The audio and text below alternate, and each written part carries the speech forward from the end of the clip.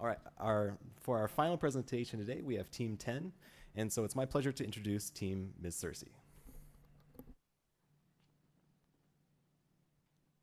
Okay. Hello, everyone. We are Ms. Cersei, or multispectral and infrared cellulitis expression.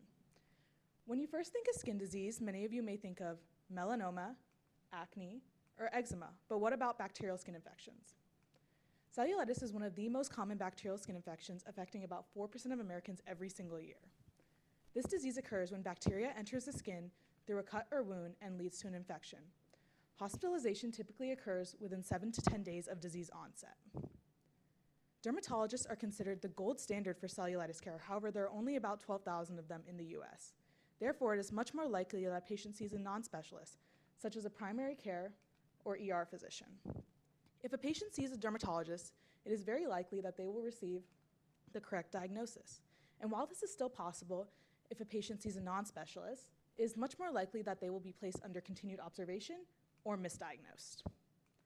Dermatologists cite a lack of post-diagnosis monitoring as a primary concern in the cellulitis care pathway.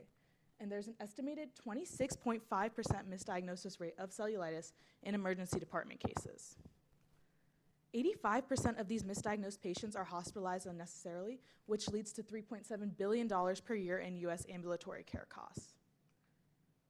If a patient is accurately diagnosed with cellulitis, they can be given the correct antibiotics, in which case they will recover. However, if they are given the incorrect antibiotics, sent home to self-monitor for an extended period of time, or given the incorrect treatment, it is very likely that they will end up back in the hospital.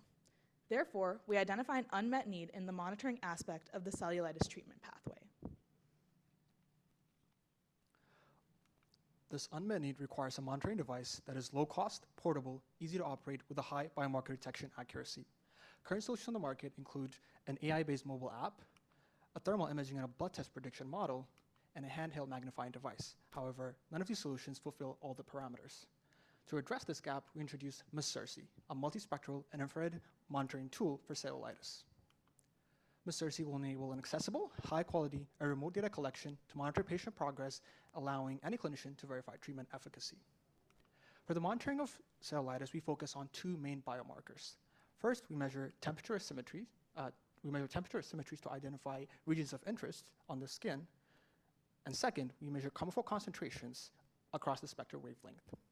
How we integrate these two biomarkers in our design is that our device has two main sensors, a multispectral sensor and a thermal infrared sensor. The multispectral sensor captures reflected light across the spectral wavelength and allows us to calculate hemoglobin and oxyhemoglobin concentrations.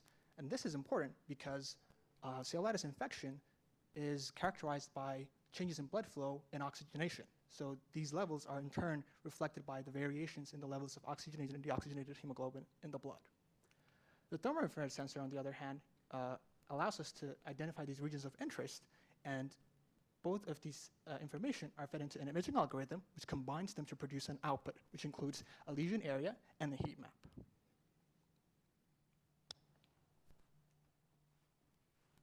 And next, we moved on to validate the two aspects of our device, being the thermal and the multispectral. For the thermal analysis, we had two specific aims. One is to ensure we had spatial temperature detection, and second, based on the data collected spatially, we would automatically identify regions of inflammation.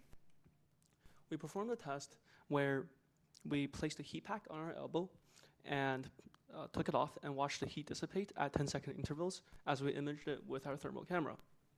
Here are representative images. You'll see representative heat maps, right, of per pixel temperature values across the multiple time points.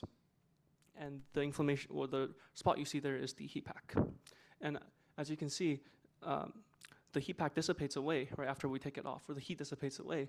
And over this time, we can automatically track that region of inflammation. So to summarize, for the thermal part of our device, we're able to collect spatial temperature data at various time points, and we're able to use that data to identify regions of inflammation. And secondly, for our multispectral analysis, we have three aims. Firstly, it is to obtain multi-wavelength imaging and spatial imaging. And using that data, we would convert these multiple wavelengths into chromophore concentrations. and thirdly, to perform a test to validate our results. So firstly, here are the representative multi-wavelength imaging that we performed with our multispectral device. We cycle through different LEDs, and we use an RGB camera to detect the reflected light, the scattered light. And the bottom row here, the optical density, is the kind of the post-processed images or the post-processed spatial data that we then feed into, we feed it into Beer-Lambert's law to then calculate back for the concentrations of the chromophores we care about, like hemoglobin, deoxygenated hemoglobin. And then to validate that the concentrations were correct, we performed a occlusion test in which we occluded our fingertips and prevented blood flow to it in order to decrease the amount of oxygen there. And then the decreased amount of oxygen should significantly change the amount of hemoglobin. So here are some representative images taken again from our device. You'll see that between the occluded finger, when you compare the occluded finger to the normal finger, there is an increased concentration of deoxygenated hemoglobin on the very left. In the middle, there is a decreased concentration of oxygenated hemoglobin. And on the right is our control, the melanin, which does not change. We quantify this difference as well. We use the pulse oximeter to actually show a decrease in oxygen. And again, the changes in the hemoglobin species, as you can see, were significant across the two conditions, but importantly, in the melanin, which is a control, it was not significant.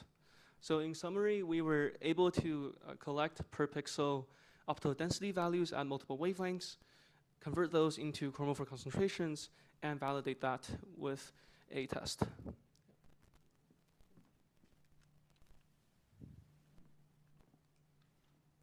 So we want to emphasize that the end user of MIS-CIRCE will be both the physician and the cellulitis patient, as monitoring their condition, the patient's condition will be a collaborative process. So to start off MIS-CIRCE's user workflow, it begins at the clinic. The initial primary user will be the physician, and step one will be the physician helps the patient set up the device. They will demonstrate to the patient how to use this device and also lead them to the MIS-CIRCE desktop program where they will be uploading all of this data. Step two, the physician will take some initial wide field images using the thermal camera to identify some inflamed regions of interest. And in step three, the physician will take close-up images using the multispectral camera of these regions of interest pressed against the skin and identify initial chromophore concentrations. And then from that day onward, the patient will have been trained on this device and they will take the device home. They will become the primary user and they will repeat steps 2 to 3 by themselves every 48 hours. And then this is our MIS-CIRCE user interface. This specifically here is our homepage. As you can see, the user, either the physician or the patient, will be able to access either multispectral or thermal imaging to upload their collected data. And as well, the user, either the patient or the physician, will be able to view in real time the data that they are currently collecting, as well as being able to view longitudinal tracking of this collected data over time. So I'll now walk us over through the progression from our POC to our MVP and lastly our final design. Starting with our multispectral hardware, we have expanded our design to an 8 LED system controlled by 2 multi-channel LED drivers, which is all integrated into a custom PCB. Next, for our thermal hardware, we achieve full integration of our thermal camera. Our final enclosure houses both our thermal and multispectral cameras, our PCB, and a detachable overhead layer that blocks external light.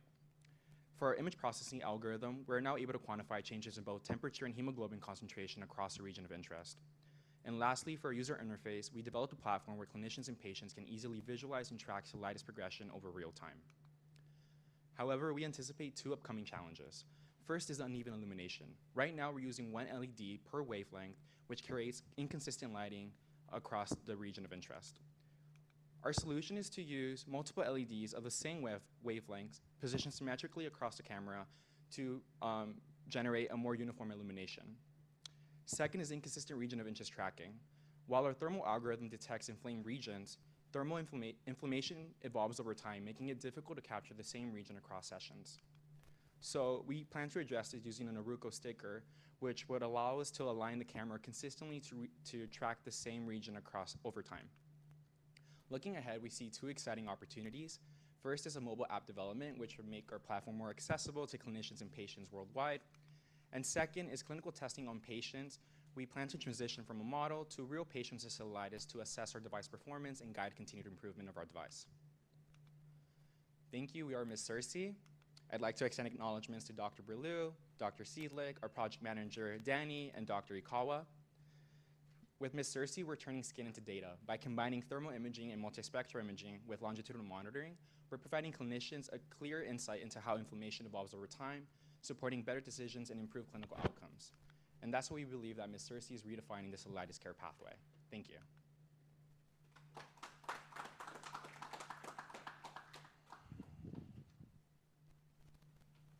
Great job, you guys. You talked a little bit about at the end with the sticker, and I don't know anything about cellulitis, but does the size of the rash change, and has there been any interest for you guys to measure, in addition to the other things, like the edges and like that it growing or shrinking? Yeah, so generally, as the disease progresses, it depends on your, the diagnosis, right? So if they're correctly diagnosed and they have cellulitis, and they receive the correct treatment, right? So we expect that rash area to decrease, and we'll be tracking that with our device. We'll be monitoring that, and that would be, the patient is recovering, right? But in the case that that region is not changing, we're still, through our thermal camera, we're accurately, we're getting the same regions over time. It's not changing. That means, they don't have cellulitis or they're misdiagnosed.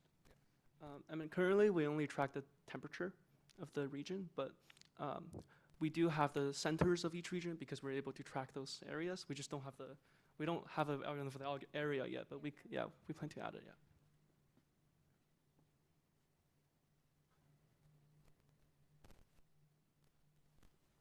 So that's a really interesting idea.